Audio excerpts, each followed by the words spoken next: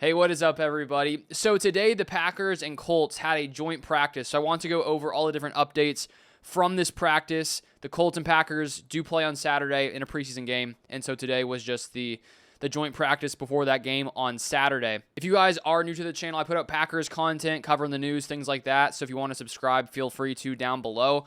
And we're going to start off here from Matt Schneidman, who, discussing injuries, says here, Jayden Reed is out of his walking boot but not practicing. He walks out to practice here in Westfield with Romeo Dobs, Savion Williams, and Dontavian Wicks, all also not practicing. Christian Watson obviously out too.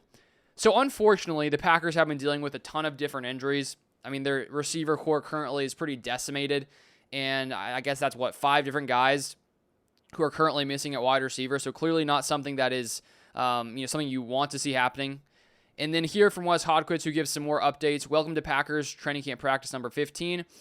Wide receiver Savion Williams is also not practicing. Returned running back Israel Abanikanda, hamstring. DNP's not practicing. Romeo Dobbs back. Jordan Love, left thumb. He had that surgery in the past couple days.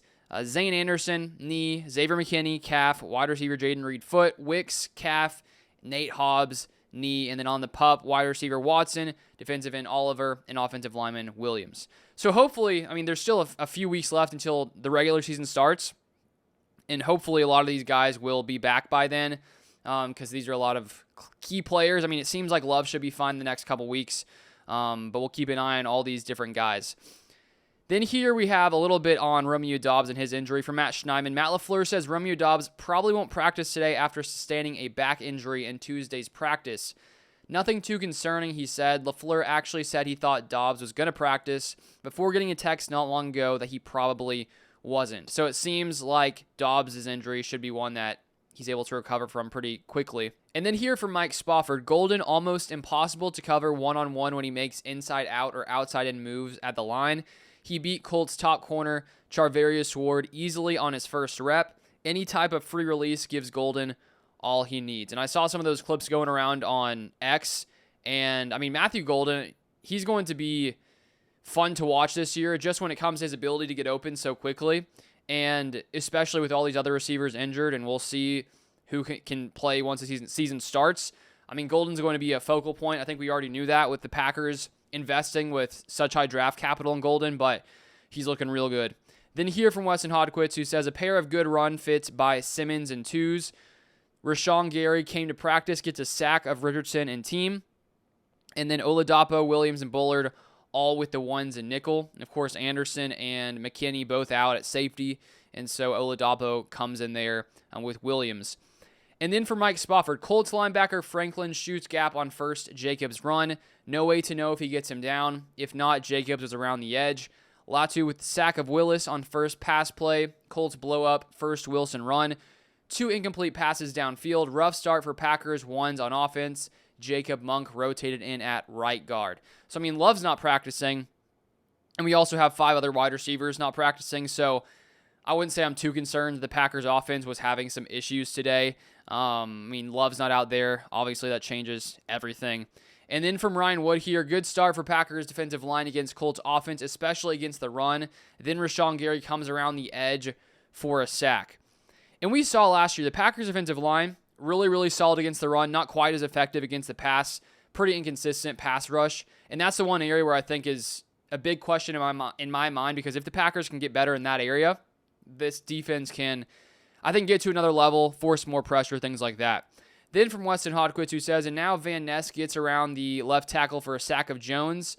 At Schroeder W. Bay reports Quay Walker just got another sack on a blitz while I was writing LVN tweet. And I feel like time and time again at these Packers training camp practices, we get news of Van Ness making some nice plays, and this definitely was not the case last training camp. It's just very consistent.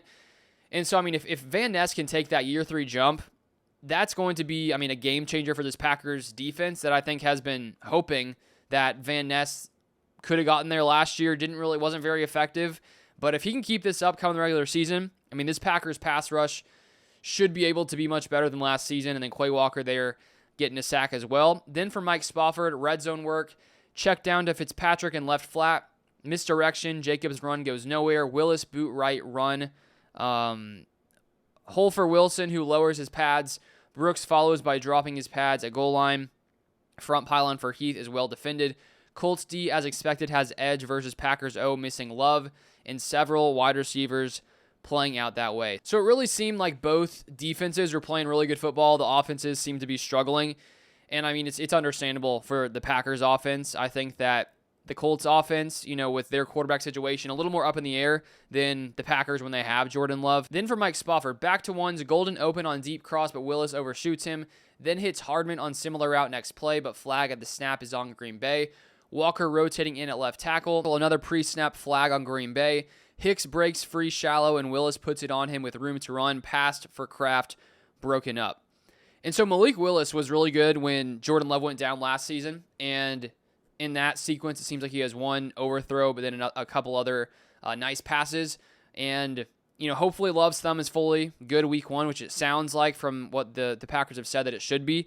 But if not, thankfully, I think Malik Willis has what it takes to, if Love were to not play any type of game, whether it's for the thumb injury or anything else, I think he's good enough to win the Packers some games, which we saw last season. And then the thing that's been interesting to watch the whole training camp has been the Packers' offensive line battle. And Jordan Morgan seems to be playing pretty good at left tackle. And, of course, Rasheed Walker had been out a little while with an injury, but now he's sort of rotating in. And so it will be interesting to see who comes out on top with that left tackle starting job. Then here from Weston Hodquist, Tyron Hopper on A-gap blitz gets home untouched. Micah Robinson helps break up pass to Laquan Treadwell. And then we have Ryan Wood. If that first team period is any indication, doesn't matter who starts at QB for Colts this season, they're in big trouble behind that offensive line. Packers defense just had 5 sacks, and these were easy calls.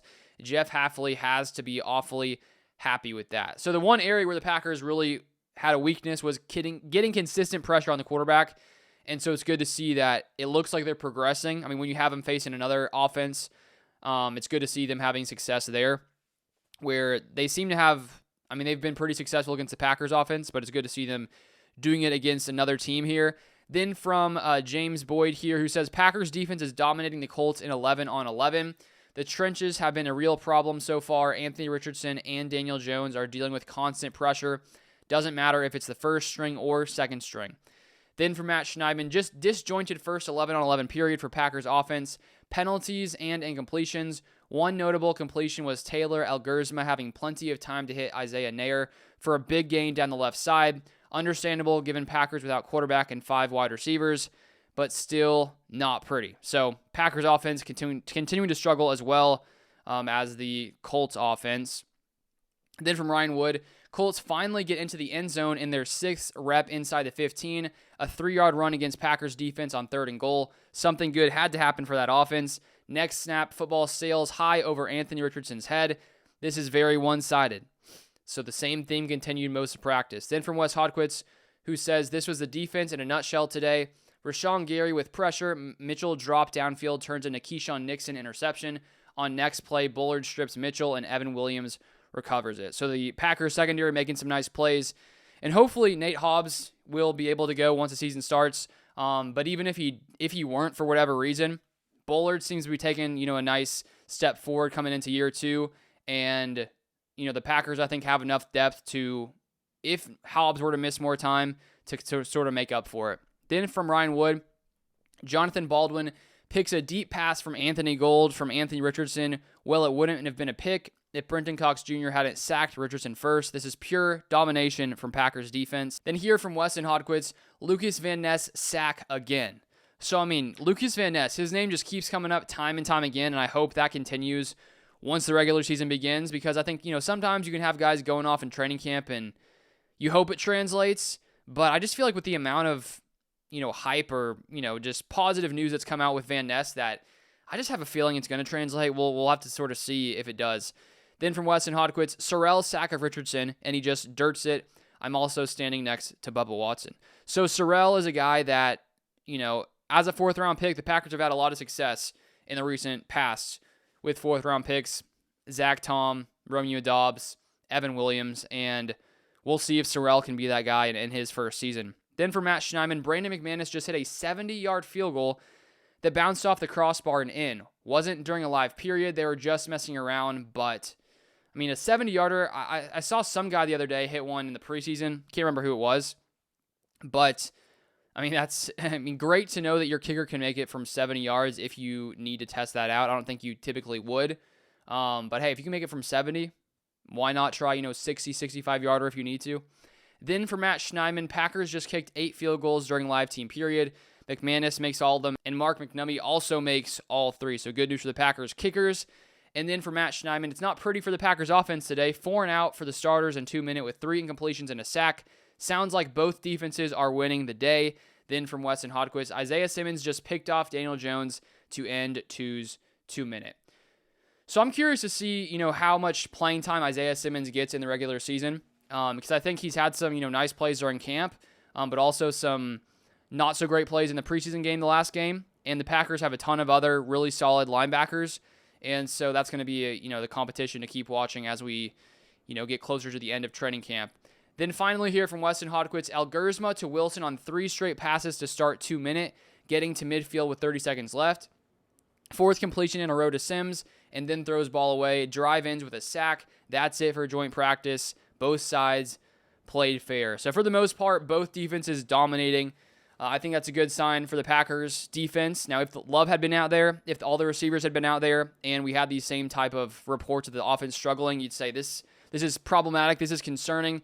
But because he's not out there, it's not great to see the offense, the second guys, some of the second guys having issues.